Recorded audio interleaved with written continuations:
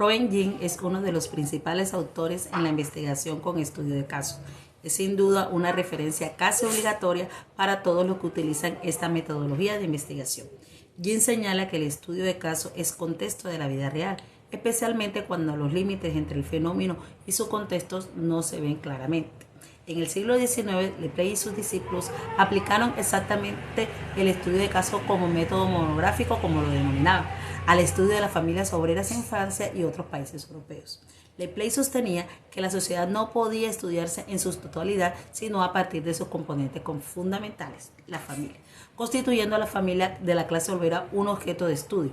Recolectaba datos de diferentes medios como entrevistas, observaciones, presupuestos familiares, entre otras entrevistas a figuras importantes de la actualidad, sobre diferentes aspectos de su dinámica y actividades.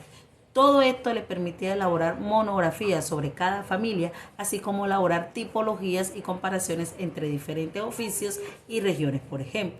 Luego, a comienzos del siglo pasado, van a ser los integrantes de la Escuela de Chicago quienes impulsen los estudios de casos al lugar central dentro de lo que era la sociología.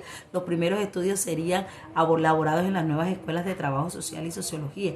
Los profesores de la universidad estaban profundamente interesados en estudiar las problemáticas propias de la nueva metrópolis y de los procesos de modernización e industrialización.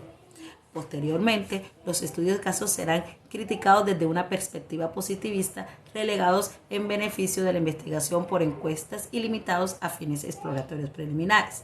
Pero en los años 70 y 80, este método se convirtió en el prevalente de los investigadores de la época. Ciencias como la pedagogía y la psicología lo favorecieron como base metodológica para desarrollar investigaciones principalmente de corte cualitativo. Se considera que una de las ventajas de este método es que permite el estudio de la particularidad mediante la interacción de los contextos, lo cual permite entender su complejidad. Aunque actualmente se considera como una metodología más, pero no la única, algunos otros estudiosos de la ciencia la consideran como una etapa más dentro del proceso de una investigación completa y no como un método en sí. La Universidad de Harvard ha sido considerada como la pionera de este método a utilizar casos de investigación de la vida real adaptados a la enseñanza de sus alumnos, a fin de que desarrollen prácticas resolviendo situaciones hipotéticamente reales de casos concretos. En el campo del derecho fue donde más se usaron estudios de casos como método de enseñanza académica.